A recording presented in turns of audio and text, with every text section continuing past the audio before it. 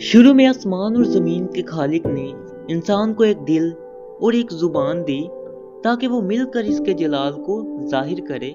लेकिन वक्त आया जब मखलूक ने अपने खालिक के मुकाबिल खड़े होने का फैसला किया और जमीन पर एक आवाज गूंजी, आओ हम अपने लिए एक शहर और एक मीनार बनाएं जिसकी चोटी आसमान तक पहुंचे। ये गुरूर का लम्हा था, ये बगावत का लम्हा था। बाइबल इसे सनार की वादी कहती है, जहां नमरूद ने अपनी सल्तनत बनाई और जहां इंसान ने आसमान को छूने का ख्वाब देखा। मगर याद रखे, खुदा फख्र करने वालों की मुखालफत करता है, लेकिन फरोतनी इख्तियार करने वालों को फजल देता है। आइए सुने वो कहानी जिसमें आसमान नीचे आया, जुबानें बिखर गईं और तारीख हमेशा के लिए बदल गई। सनार की वादी एक जरखेज खिता जहां दजला और फरात की नदियां बहती थी। जमीन इतनी नरम और शादाब के बीज गिरने के चंद दिन बाद हरियाली छा जाती। इस खित्ते में एक आदमी उभरा, नमरूद, एक जाबर, एक शिकारी, एक हुक्मरान। इसकी आंखों में ताकत का शोला था। वो जानता था कि अगर कौमें एक परचम के नीचे आ जाएं, तो कोई इन्हें रोक नहीं सकता। नमरूद ने कबीलों को जोड़ा, इनको एक निजाम में बांधा और कहा, हम अलग अलग कौम नहीं, हम एक हैं और हम ऐसा शहर बनाएंगे जो कभी मिट ना सके। पूरी जमीन पर सिर्फ एक ही जुबान बोली जाती थी। बाजारों में सौदागरों की आवाजें, बच्चों की हंसी, किसानों की बातें, सब एक ही जुबान में।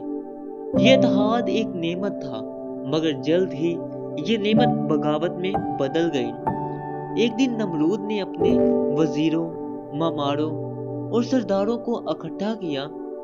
शहर के बीच एक खुला मैदान था, जहां इसने अपनी उंगली आसमान की तरफ उठाकर कहा, यहाँ हम एक ऐसा मीनार यानी बुर्ज बनाएंगे जो आसमान को छू लेगा, और जब लोग इसे देखेंगे तो जान लेंगे कि ये कौम अजीम है, ये कौम नाकाबिले शिकस्त है।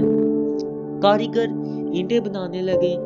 मिट्टी को पानी से गूंथा जाता, सांचों में डाला जाता, धूप में सुखाया जाता, फिर आग के बड़े भट्टों में पकाया जाता। धुआं आसमान में बुलंद होता और हर ईंट के साथ गरूर भी आसमान की तरफ बढ़ता। ये बुर्ज आम बुर्ज नहीं था, बल्कि एक सीढ़ी नुमा बुलंद इमारत जिसे इस दौर के लोग खुदा तक पहुंचने का जरिया समझते थे। इसका हर जीना एक इबादत गाह की तरफ जाता और सबसे ऊपर एक कमरा जहां बुत रखा जाता था। इनका ईमान था कि आसमान के देवता नीचे आकर इस कमरे में आराम करते हैं। इस वक्त मीनार आसमान को चीरता हुआ ऊपर बढ़ रहा था। जमीन पर इंसान की हथौड़ियों की आवाजें गूंज रही थी और ईंटें एक दूसरे पर रखी जा रही थी, मगर आसमान पर कुछ और ही हो रहा था।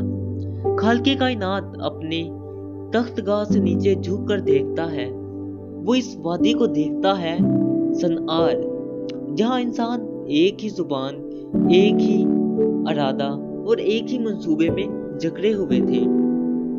इसकी निगाह पर मजदूर हर कारीगर पर, हर लीडर के दिल को पढ़ लेती है। इसके लिए ईंटों की ऊंचाई कुछ भी नहीं, लेकिन इंसान के दिल का गुरूर इसे चैलेंज कर रहा है। और फिर खुदा की आवाज गूंजती है, जैसे बादलों के बीच बिजली की गर्ज, देखो ये लोग एक हैं और ये सब एक ही जुबान रखते हैं, और ये तो बस इब्तिदा है इनके काम की। अब जो कुछ भी ये इरादा करेंगे, इनके लिए कोई नामुमकिन ना होगा। ये अल्फाज न सिर्फ आसमान पर सुनाई दिए, बल्कि फरिश्तों के लश्कर में भी हलचल मच गई। फिर खुदा हुक्म देता है, आओ हम नीचे चलें और इनकी जुबान में इख्तिलाफ डालें, ताकि वो एक दूसरे की बात ना समझ सके। अचानक आसमान से रोशनी की एक लहर जमीन की तरफ बढ़ती है। जमीन पर मजदूर हंसते, चीखते और एक दूसरे को आवाजें दे रहे हैं, लेकिन अचानक सब बदल जाता है। एक कहता है ये गाना ले आओ, लेकिन दूसरे की आंखों में हैरत है, वो कुछ और जुबान में जवाब देता है। तीसरे ने गुस्से से कहा, तुम किस तरह बोल रहे हो, मैं तुम्हारी बात नहीं समझ रहा। लम्हों में शोर, उलझन और चीखों पुकार फैल जाती है। दोस्त एक दूसरे को नहीं समझ पा रहे, काम रुक जाता है।